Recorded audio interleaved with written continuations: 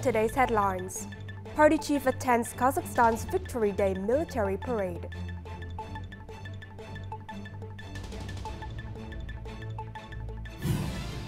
And later on, a Prime Minister chairs government meeting on Resolution 68, aimed at promoting private sector's growth.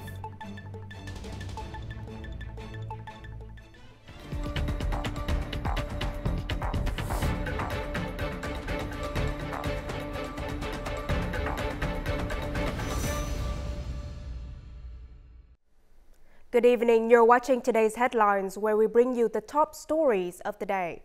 Party General Secretary Theo and his spouse attended a military parade on Wednesday morning in Astana, Kazakhstan, commemorating the 80th anniversary of the Great Patriotic War victory. The event featured over 4,000 service members from various forces, over 200 military vehicles, and 66 aircraft and helicopters. Each formation included 156 troops, ending with a 300-strong military band.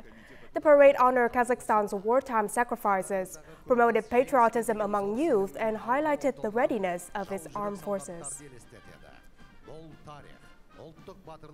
Party General Secretary Theo also met with leaders of several Kazakh enterprises and corporations on Wednesday during his state visit to Kazakhstan. More to follow. Meeting with the chair of KAZAKHSTAN'S construction joint stock company and Cousteau Group, the Vietnamese party chief expressed his support for the group's market development in Vietnam. He praised KAZAKHSTAN'S for ensuring project progress, cost savings, and environmental protection. He encouraged the firm's further investment, value chain development, and stronger connections between the two countries and the global market. Meanwhile, during the meeting with the CEO of Kazakhstani wealth fund Samar Kazina, the Vietnamese leader encouraged businesses from both countries to boost investment cooperation. He highlighted Vietnam's push for foreign investment in semiconductors, renewable energy, and digital transformation sectors. He urged the fund to boost its project participation to strengthen bilateral economic ties. During the visit, Party General Secretary Theo also toured the Astana International Financial Center, AFC, ranked 64th globally and first in Central Asia and Eastern Europe. As of August last year, over 3,000 companies, including major global auditing and banking firms, were registered there. AIFC focuses on strategic areas such as the stock market, green technology, fintech, Islamic finance, and asset management. By 2024, AIFC had contributed over $11.9 billion to Kazakhstan's economy. Also, during his state visit to Kazakhstan, Party General Secretary Theo and his spouse, along with a high-level Vietnamese delegation, witnessed the signing of a joint statement establishing a strategic partnership between Vietnam and Kazakhstan. The two sides agreed to strengthen exchanges across all levels and channels, enhance cooperation in defense, security, justice, economy, agriculture, science, education, and culture, and also support closer ties between their peoples. They also discussed using the Trans-Caspian corridor for trade, and they pledged to coordinate more closely in regional and international forums. This afternoon, the delegation departed Astana for Baku, beginning their state visit to Azerbaijan.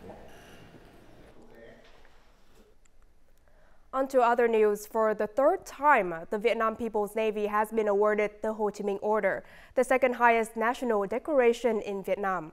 State President Lương Cường presented the honor at a ceremony hosted by the Vietnam People's Navy in Hải Phòng to mark its 70th founding anniversary.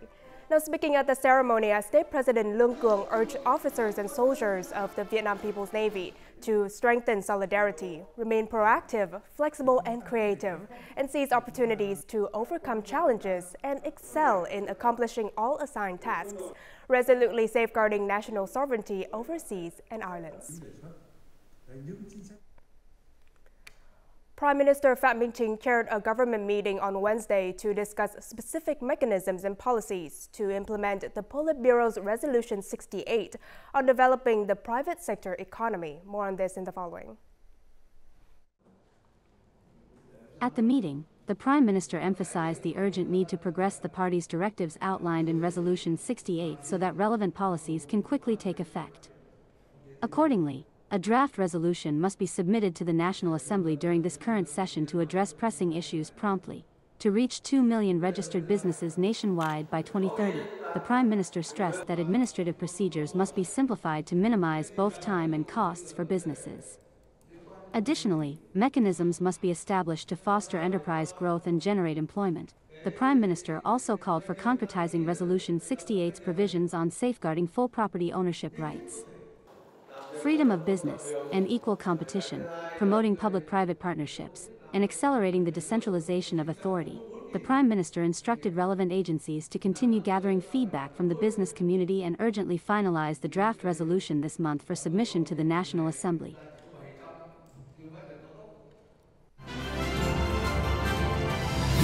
Coming up next, National Assembly discusses two-tier local authority structure. And Điện Biên launches historic battlefield recreation project.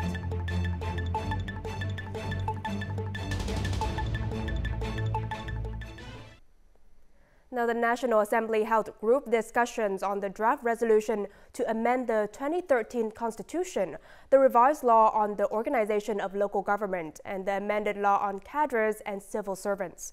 Deputies agreed on restructuring local authorities into two tiers for greater efficiency, but disagreed on Article 110 regarding administrative units.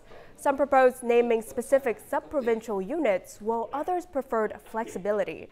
And many called for retaining the right of Provincial People's Council deputies to question judicial leaders. They urged clearer criteria for evaluating and selecting civil servants. Now, tomorrow, discussions continue with the revised law on chemicals.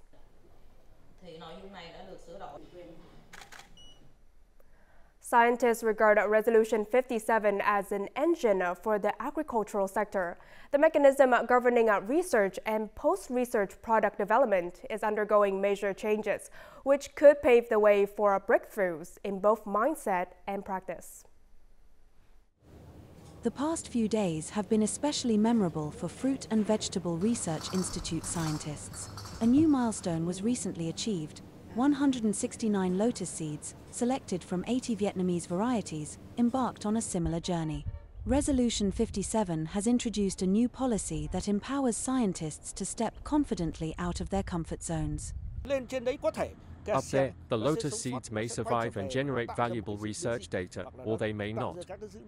How do we handle that? We wouldn't have dared to propose such a bold idea in the past. But now, Resolution 57 allows high-risk scientific research. The state accepts that risk. Breakthroughs from the private sector already account for 65% of total research. Experts say this is an opportune moment to combine state and private research efforts. It is also the time to shift priority from traditional crops like rice and corn to high-value products like vegetables and flowers. A kilogram of tomato seeds costs $4,000, while a kilogram of rice seeds costs less than $1. If we want seedless watermelon, we must invest in fundamental research, human capital, and infrastructure. The state, through Resolution 57, gradually removes barriers. We believe the guiding decree following the resolution should come into effect soon. It must solve the issue of product market access and create a transparent mechanism for farmers and businesses to generate higher value. With the new mechanism, these engines will assist the development of high-quality human resources. Only then can Resolution 57 truly become a powerful motor driving growth in agriculture. 71 years ago, after 56 days of fierce fighting, Vietnamese forces claimed a victory that echoed worldwide. Today, that spirit lives on through the panorama of the Điện Biên Phủ campaign. As the next step, Điện Biên province is preparing to launch a major new project to revive the historic battlefield with greater investment and scope. The project will recreate the French stronghold of Dien Bien Phu over a 10-hectare site. Earlier this year, Dien Bien province approved the plan for $10 million plus investment.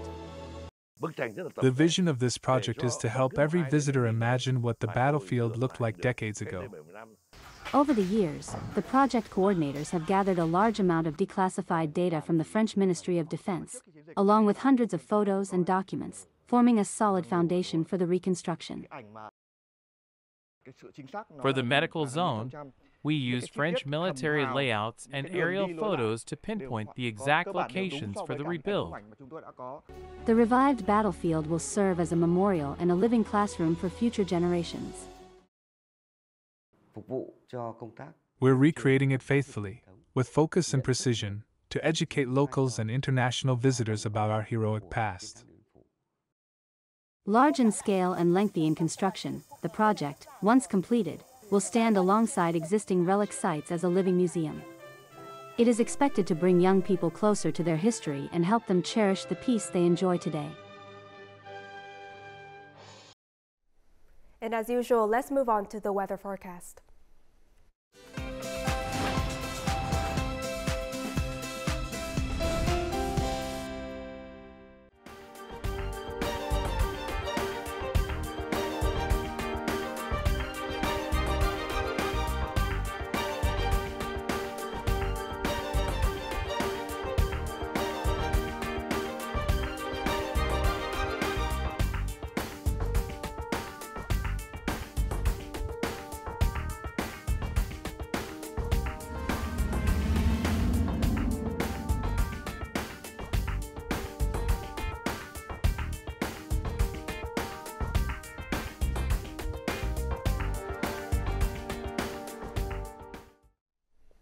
And that is all for today's headlines. To rewatch our program, you can download our mobile app VTVgo or check out our YouTube channel VTV4Go. Thank you for watching and see you next time.